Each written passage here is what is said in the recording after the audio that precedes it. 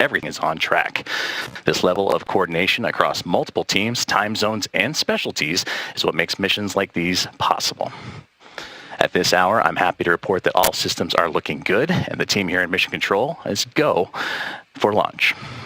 The space station is currently orbiting more than 250 miles above Earth, and the Expedition 73 crew, including NASA astronauts Anne McClain, Nicole Ayers, and Johnny Kim, are prepped and ready for Dragon's arrival.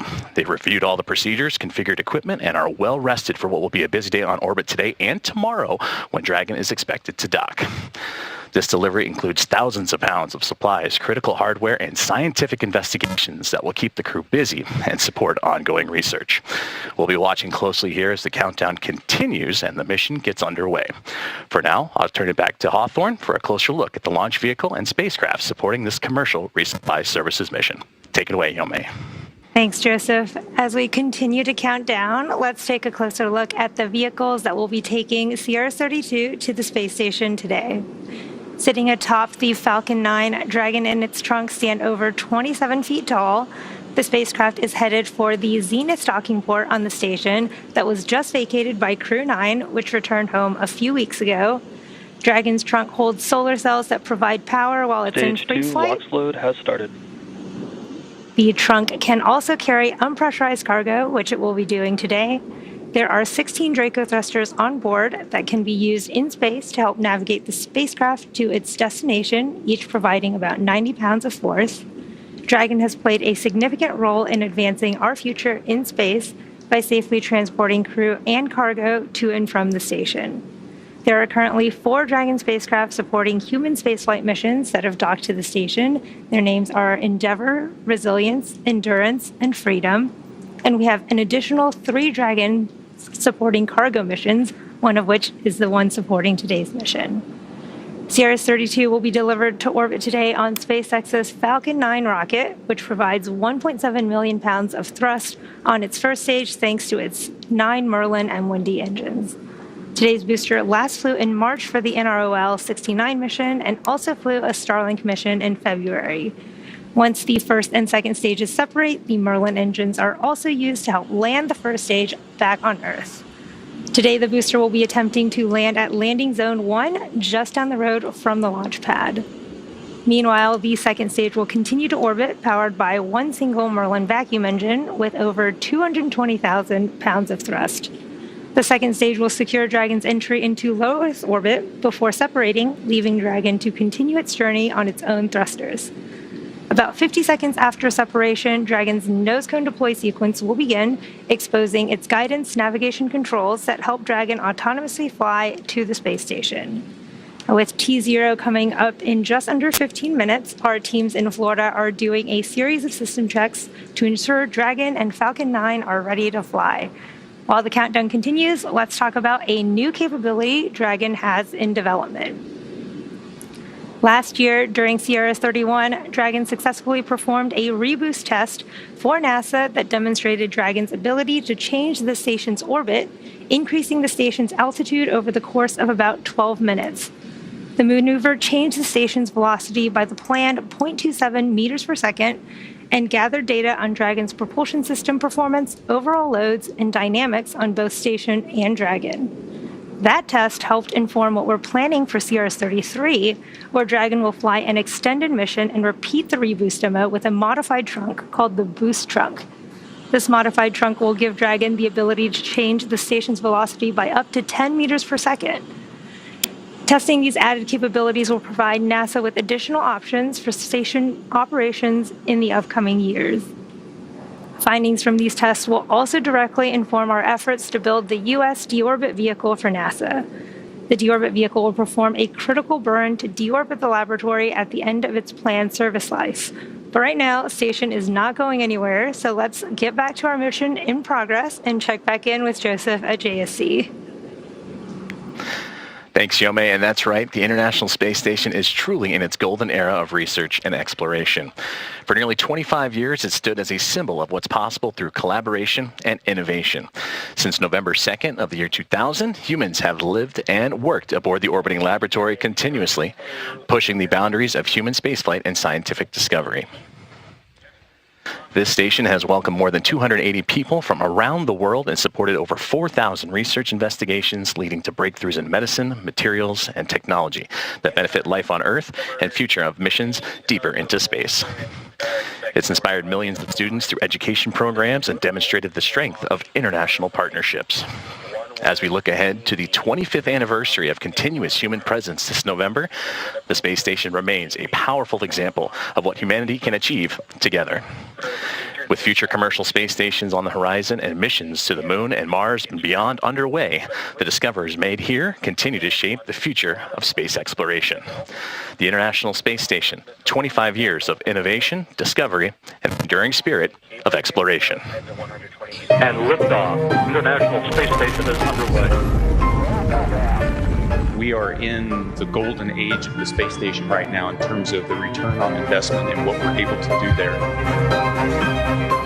One of the great legacies of the space station is not just going to be science, but very importantly, the international cooperation. This is perhaps most prominent, international cooperation for exploration.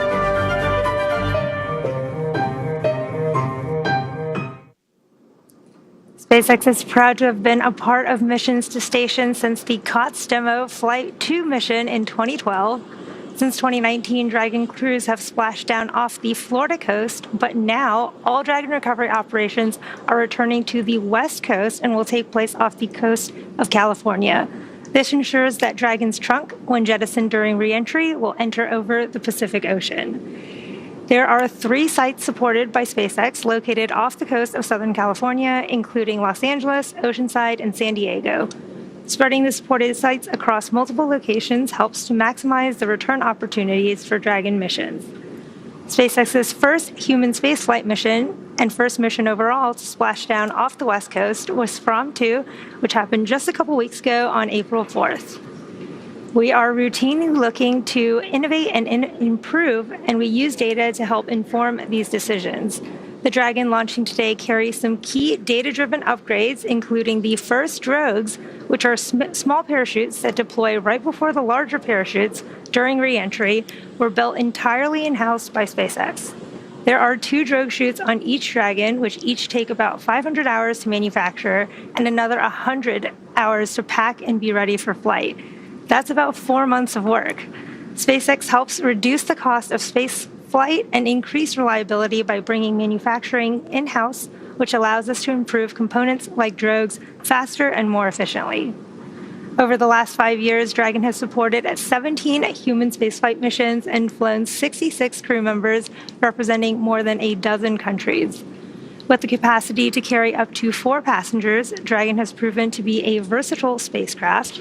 It can autonomously dock to the space station when outfitted with the ISS docking adapter you can see on the left, and then it can also be configured with hardware to support panoramic views or a spacewalk, which made its debut on the Polaris Dawn mission last year. In free flyer mode, which refers to missions that orbit Earth and do not dock with the station, the docking adapter can be swapped out for a cupola, as you can see from our recent From 2 mission.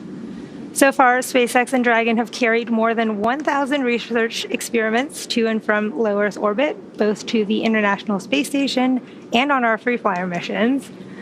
Our next crew mission to station will be the upcoming Axiom 4 mission, which is scheduled to launch no earlier than next month, May. It will feature the most research and science-related activities conducted on an Axiom space mission to date, featuring around 60 scientific studies. From DNA sequencing to 3D printing, studies enabled by Dragon and the space station test a variety of technologies, systems, and materials that will be needed for future long-duration exploration missions. Every mission yields critical research and learnings that help make life both on Earth and in space better. And speaking of research experiments, I'm going to send you back to Joseph for details on some of the science experiments that Dragon will be taking to the station today. Thank you, Yome. And that's right, continuing scientific discovery is enabled by missions like this morning. Dragon is carrying over 3 tons of cargo, including critical scientific hardware and samples. The microgravity environment aboard the International Space Station offers a unique platform to observe physical and biological phenomena and serves as a testbed for advancing technologies that benefit life on Earth and support future exploration deeper into space. The science aboard Dragon represents months and in some cases years of preparation by dedicated scientists and engineers. Here are some of the highlights of what's inside Dragon today. NASA and SpaceX are set to launch the 32nd Resupply Services mission to the International Space Station, carrying science investigations to further NASA's missions to deep space and benefit life on Earth. Smartphone Video Guidance Sensor 2 will use the space station's Astrobi robots to demonstrate a vision-based sensor. This technology can improve the accuracy of guidance, navigation, and control systems for future missions on the Moon or Mars. DNA Nanotherapeutics Mission 2 evaluates in-space manufacturing of 3 Janus-based nanomaterials. The ability to manufacture these materials in microgravity could lead to a sustainable, cost-effective process for manufacturing drugs in space. The Atomic Clock Ensemble in Space, known as ACES, will examine fundamental physics concepts using 2 next-generation atomic clocks operated in microgravity and will test a technology for synchronizing clocks worldwide. Results may apply to scientific studies of measurement, the search for dark matter, and fundamental physics research that relies on highly accurate atomic clocks in space.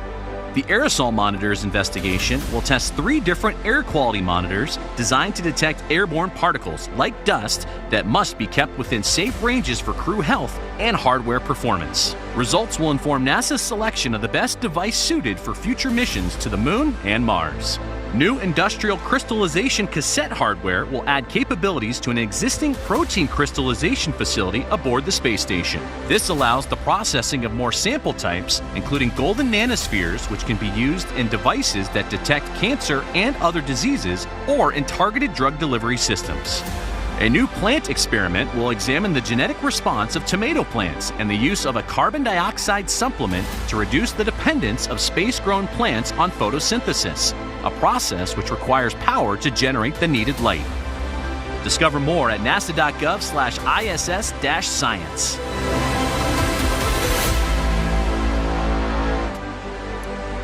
Here at just about T-minus 5.5 minutes, all systems are currently go for an on-time liftoff. Strong back retraction will begin shortly. And in preparation for retraction, the clamp arms around the second stage will open, and then the strong back will recline away from the Falcon 9.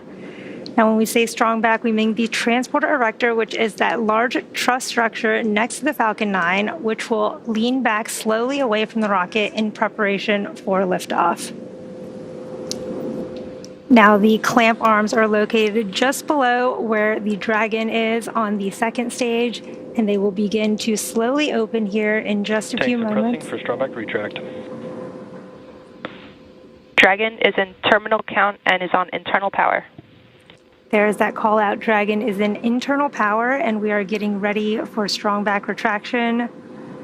You should be able to see those clamp arms open slowly here. They're kind of covered in gas, cold gas from the cryo loading, but they should be Strong open. back lower has started. Here shortly. There's the call out for the strong back retraction sequence has started.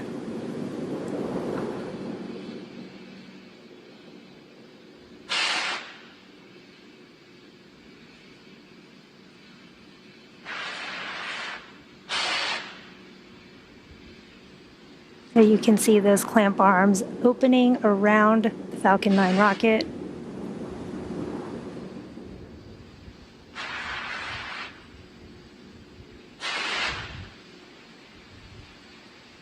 Clamp arms are now fully open, and you should see that strong back begin to recline away from the Falcon 9 booster.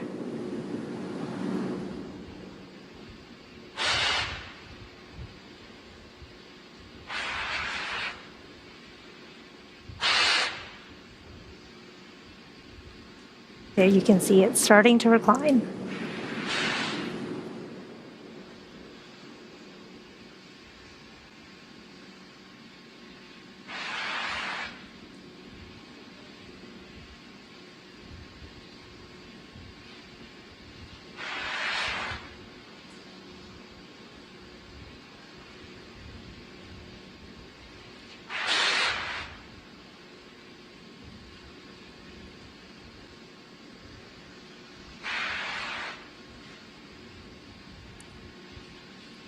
And there you saw the strong back recline. The range around the launch site also green.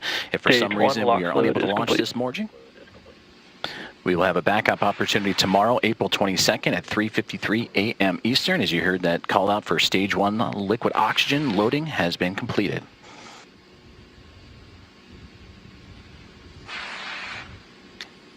At T-minus 60 seconds, Falcon 9 in startup. This means the rocket's autonomous internal flight computers have taken over the launch countdown. And just inside T-minus 2 seconds, we will light up the Merlin 1D engines for liftoff. The vehicle continues to be healthy, and the Falcon 9 team is tracking no issues. Currently, the weather is green, and the range is ready to support a T0 at 4:15 a.m. Eastern. We only have a 5% probability of violation due to weather, so everything is looking great. And in these last few minutes, Falcon 9 is performing final health checks on its primary communications, avionics, and propulsion systems in preparation for flight. We'll hear some call-outs. Stage 2 LOX load is complete. There is the Stage 2 LOX loading complete.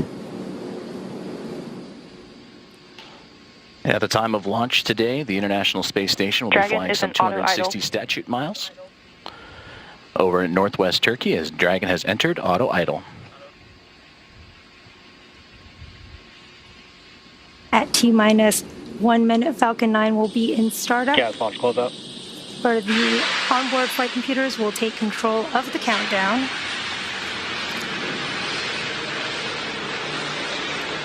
Dragon will also transition to internal power at this time.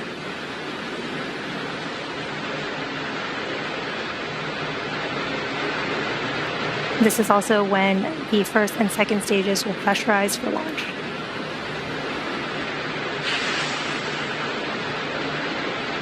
Falcon 9 is in startup.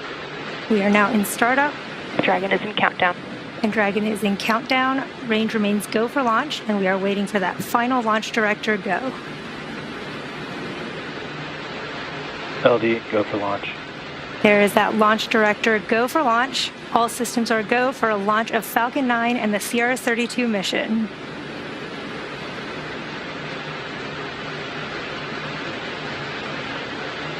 T-minus 30 seconds.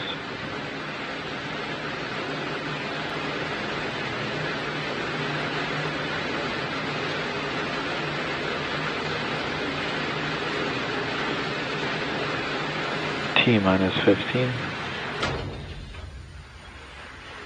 T-minus 10, 9, 8, 7, 6, 5, 4, 3, 2, 1.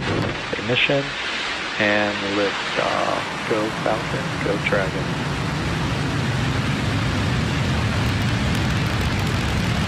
And liftoff. NASA's SpaceX 32nd Commercial Resupply Services mission is on its way to the International Space Station, carrying over 3 tons of science and supplies to Expedition 73 as it begins its pitch downrange.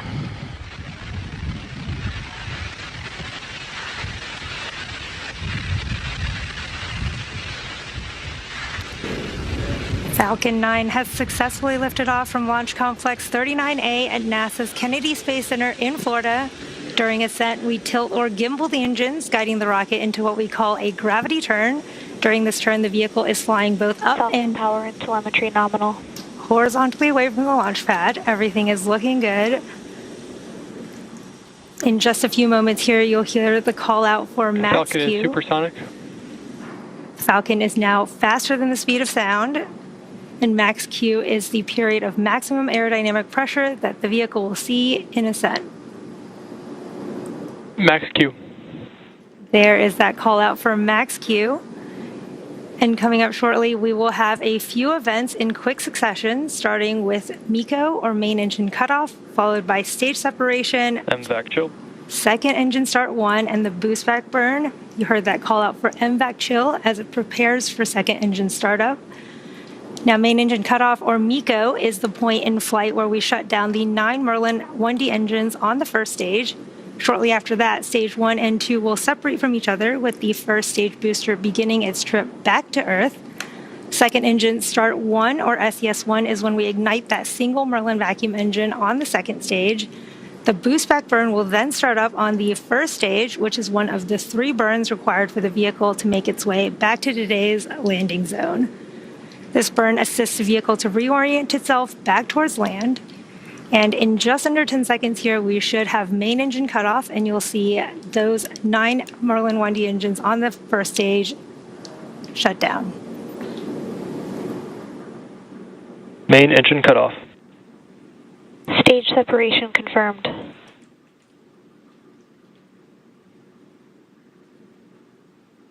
MVAC ignition. Stage 1 boost back startup.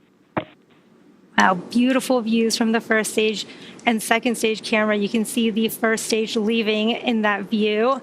And as you saw and heard, those events just happened. Main engine cutoff, stage separation, second engine startup 1, and the first stage boost back burn. You can see beautiful views of that first stage boost back burn right now. That boost back burn will continue for about 30 more seconds. Again, this is the burn where the engines will bring the trajectory back towards our landing site at Cape Canaveral, back to landing zone 1, which is just a short hop from where we lifted off just a few minutes ago. And we have just under 10 seconds of that boost back burn of the first stage.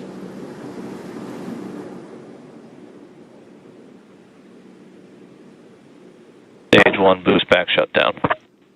There is the shutdown of that first stage boost back burn. You can see the second stage is still in the middle of its burn.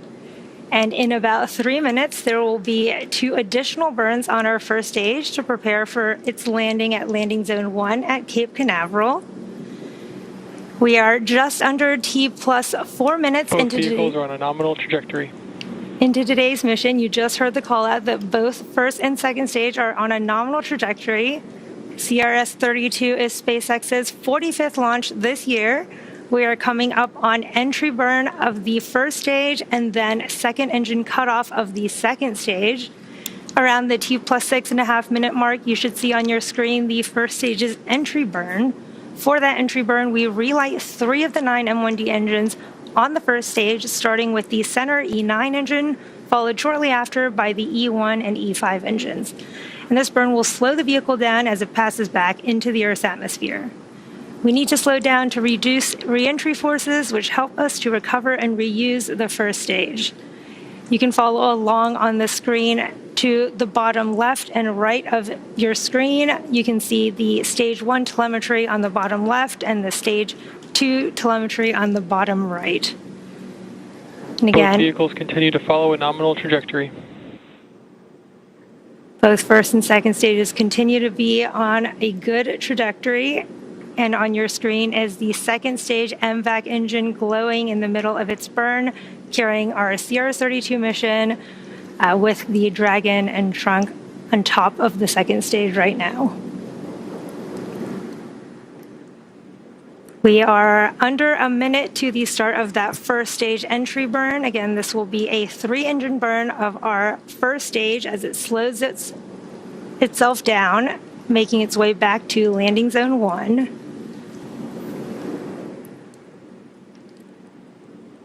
And that burn will be a 3-engine burn with the center E9 engine along with 2 engines on the side. Meanwhile, second stage continues to be looking good with that single Merlin vacuum engine carrying the Dragon capsule. Both vehicles continue to follow a nominal trajectory towards the orbit.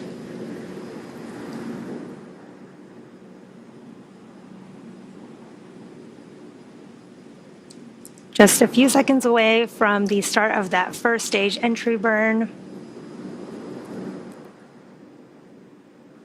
Stage 1 entry burn startup.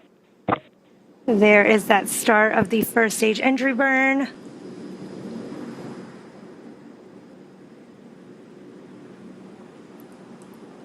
Stage 1 entry burn shutdown. And there, Stage 1 FTS has saved. There is the shutdown of the entry burn and the call out that the flight termination system has saved. Now, this first stage that's supporting today's mission has just performed its entry burn for the 3rd time. Falcon 9 is the world's first orbital class reusable rocket, and this is important because reusability allows SpaceX Both vehicles following a nominal trajectory to refly the most expensive parts of the rocket, which in turn drives down the cost of access to space. Now coming up, we'll have the landing burn on the first stage, Stage 1 followed transonic. quickly by the shutdown of our MVAC engine on the second stage. You can see the lights of the Florida coast in that view on your left.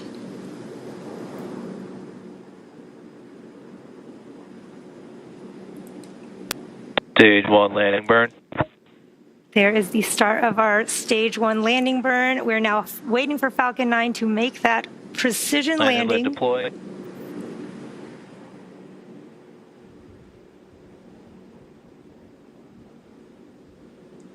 Stage 1 landing confirmed.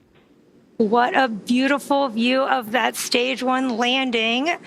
And there you have it. That landing marks SpaceX's 434th recovery of an orbital class rocket, including first stage landings for Falcon 9 and Heavy. We are now looking at stage 2. Stage 2 is in terminal guidance, which is carrying our CRS-32 mission, and it is in the middle of its burn with the second engine cut off in just a few moments here. Stage 2 FTS has saved.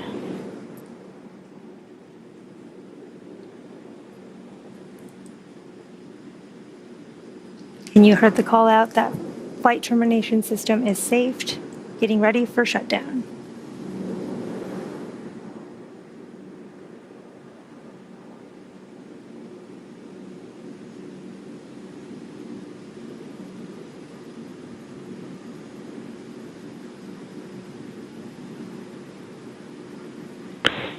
nominal park orbit insertion. There we got confirmation. We did have second engine cutoff, and we did have confirmation of a good orbit. It looks like we are on track for Dragon separation in just under 30 seconds here. The vehicle is now coasting with Dragon attached, and we are just moments away from spacecraft separation. We're seeing a great view from the second stage as it cools down and prepares to separate Dragon so that it may begin its journey to the International Space Station.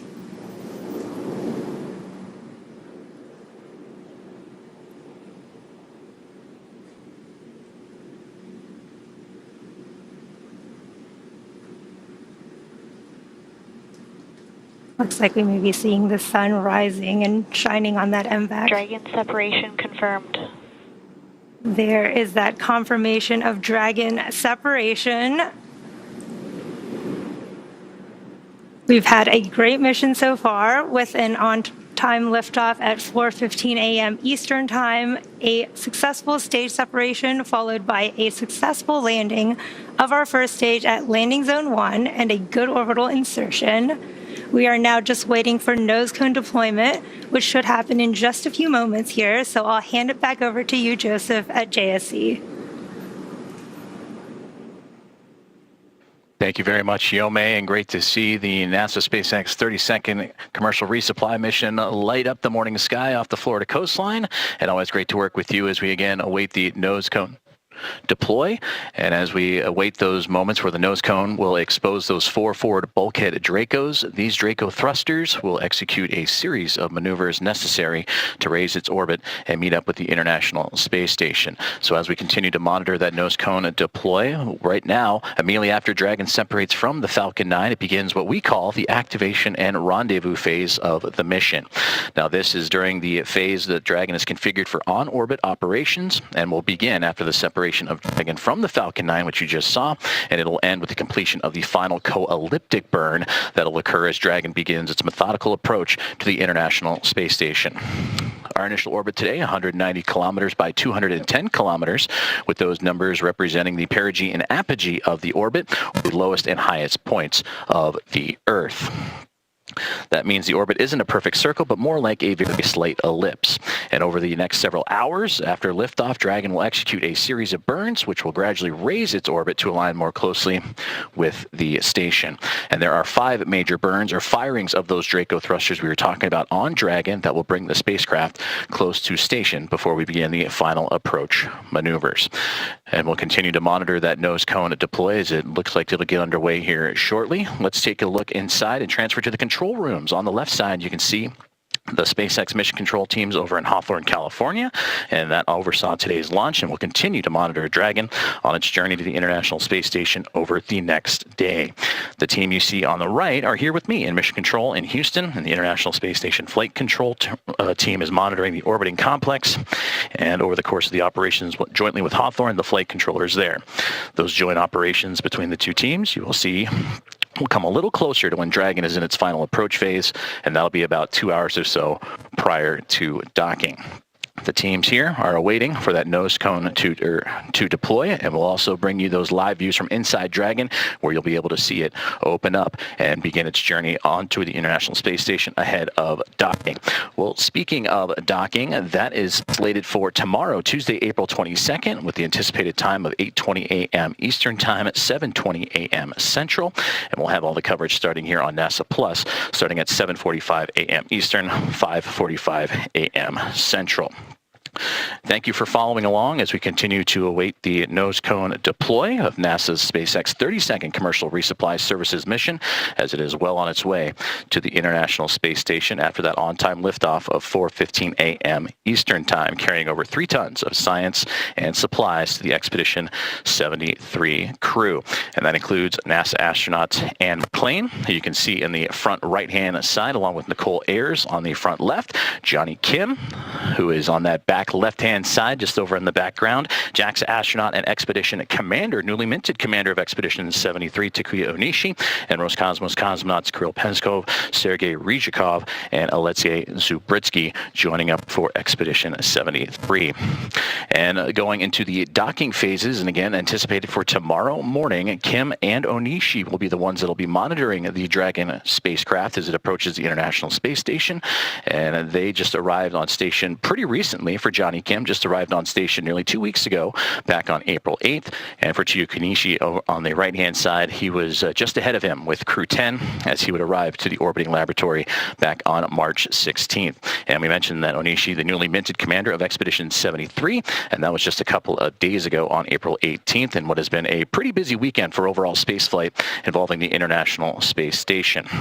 And as docking begins, and once the spacecraft docks to the orbiting laboratory, it'll be Kim and team that'll begin to unpack the 3+ tons of cargo and supplies as they begin to re-up and refuel the International Space Station.